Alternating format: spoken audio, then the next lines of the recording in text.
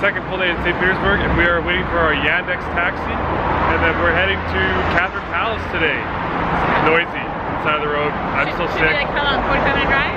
45 minutes to an hour at least to get there. We're at our meeting place again here at the Alexander Column, which is so empty, so it's really cool to see, because last time we were here it was a zoo with people doing like Instagram photos, and which we were just doing. There's still some of it, but it's quiet and sunny. And oh, right it's now, beautiful. Yeah, it's really not as windy either. It's not as cold. There's the Hermitage, and we're about to head out to the Catherine Palace, which we're excited for because this is probably the most expensive day of doing anything because you have to book a guide for it. Other than when we go shopping. Oh, yeah, other than when we go shopping. Oh boy. Here's our luxury wagon for the day. Katie, you excited?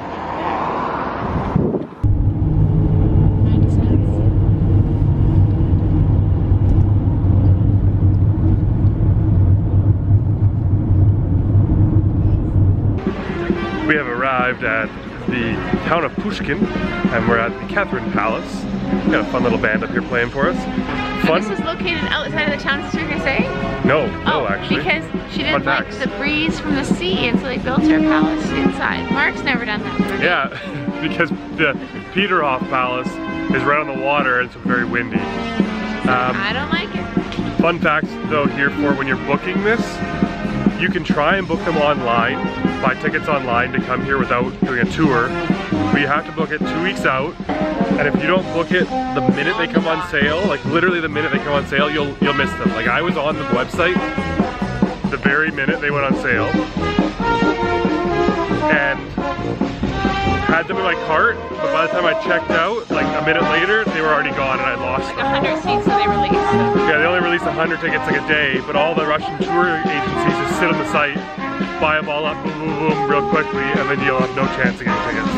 So it's more expensive to book a guide. It is more expensive, but this way you have no lines, you got a guide, you got transportation round trip. So it's just so much easier overall. Unreal, you really can't miss this place when you walk up to it.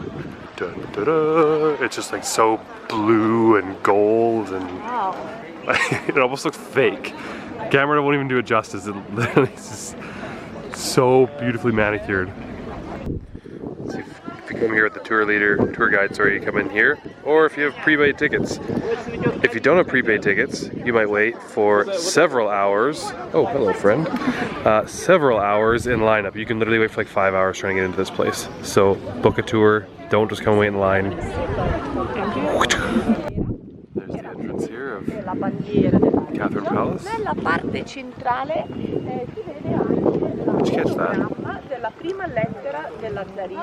The actual palace originally was just to where the edge of the balconies are here. All this extra stuff was added on later. And then all the residences down around here. It's apparently Catherine. Because it's the servant quarters, they wanted to make the illusion that they lived really well. So from the outside it looks nice, inside not good. And the guy who built this was afraid, the opposite of claustrophobia. So he's afraid of large spaces. And they would have big 2,000 person receptions like every 3 days here. Which is why Catherine had so many dresses. I think she had 15,000 gowns or something. It's unreal. Now who's gonna fit on your shoes? Utmost precaution. You're now. That's your. In China, or in Japan, European brands like mine, the region, which is usually called Portugal, and it's much bigger and it's much bigger.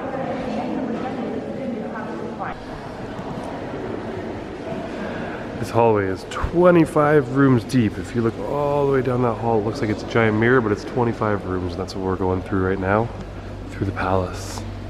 And our tour guide here, looking so lovely as she does. That's really nice, thanks.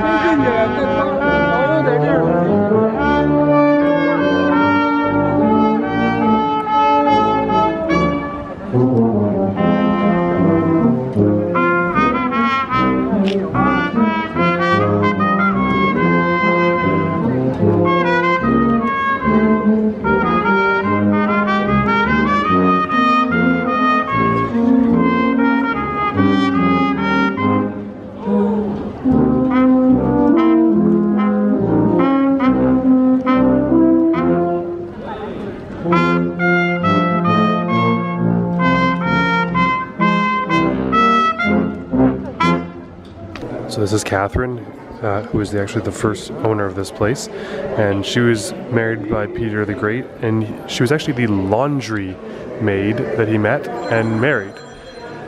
And then this is Elizabeth, who is their daughter, an illegitimate daughter, because she was his daughter before they were married. And this is the one that actually left 20,000 dresses and 25,000 pairs of shoes and no money for anyone. She spent all the taxpayers' money. So behind us is the amber room. I'm not actually allowed to take any video within the amber room.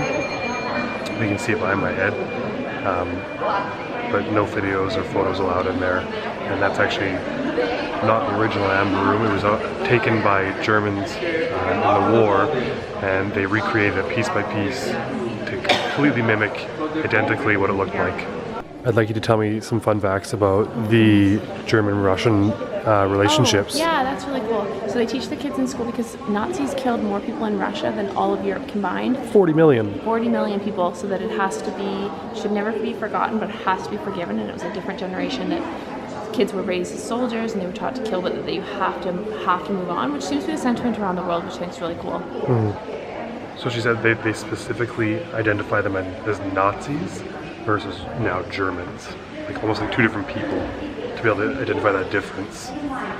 These bookcases are really cool because they open it up and then there's basically all these little buttons and pulleys, and you pull them in different orders, which pops out the books up top, and the books are full of love notes, but you'd never be able to get in if you don't know the combos of pulls and whatnot.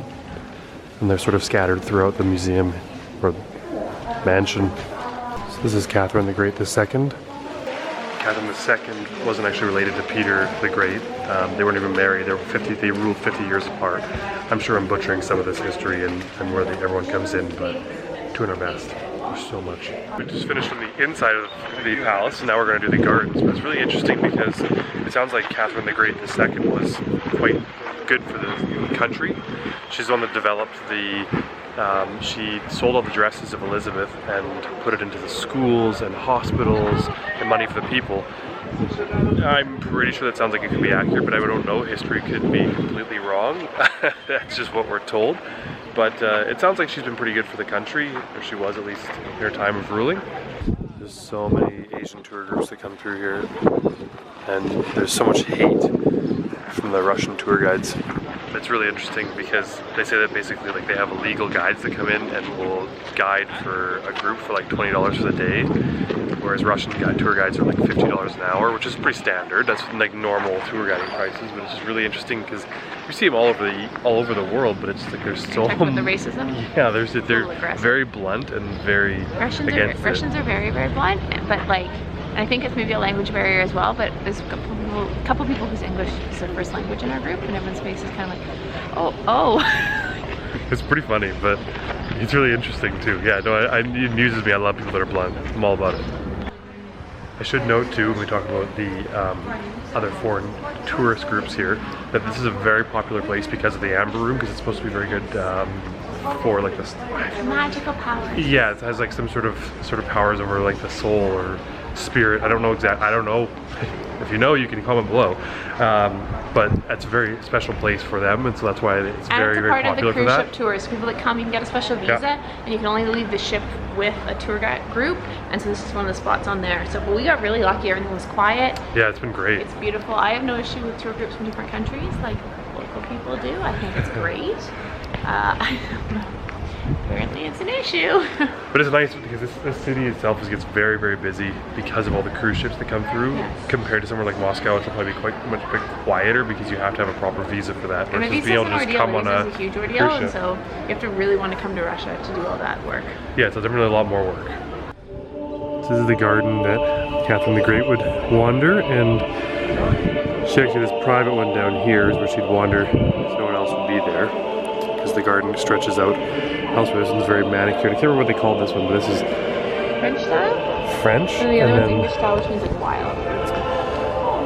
Yeah, which would be this guy over here.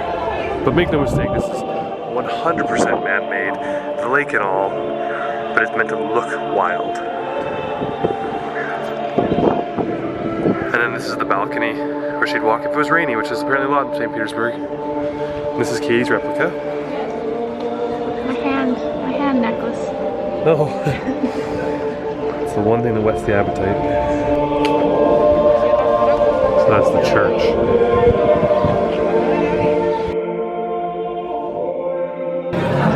Our first course of dumplings.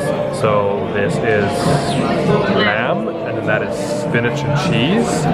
And the way you eat them is you hold them like that, and you eat them, and you don't eat the stem, because the stem's like kind of like raw dough almost. Okay, is that ever so elegant? How is it? Next up, we have this fun catchy curry. I don't remember the name of it, but it's a layered pastry with cheese. Yeah, just get into it. Just get in there. Get in there. It's kind of like what we had yesterday, except for this is, oh my gosh, it looks pretty. It looks pretty rich. Oh baby, full of cheese. Oh my gosh, it's like gut health. See you tomorrow. Oh yeah. We came into a kebab place. They're like, and we got these lavash breads, and they're just these massive things. There's no English here whatsoever, so we were ordering it, and they were trying to get us a plate, and then we were trying to get like donaires, and the next thing you know, we ordered this, and we just, yeah, here we go. It's easy and it's cheap, and it looks good. Closing out the old vlogaroo today here with some Max Lay's cheddar and onion chips and crab chips. We also have lobster we found, and mushroom soup and mushrooms. So those are soon to come. Buy those. He was being a baby. They're very expensive. Yes, Katie's ready for bed. I'm working. We'll see you guys tomorrow. Actually, do you want to see how these taste? Shrimp chips? Okay, I'm not even trying them. That looks horrible. Tastes like I licked the inside of a shell of crab. Ew! Not good at all. Awful. Don't try them. That's it. Max chips.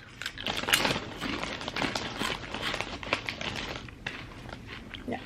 Swiss cheese. Good. Good way to finish it up. See you guys tomorrow. Hope you guys enjoyed the video. Be sure to subscribe up here. Check out our most recent other videos over here. Or subscribe to our other channel over here.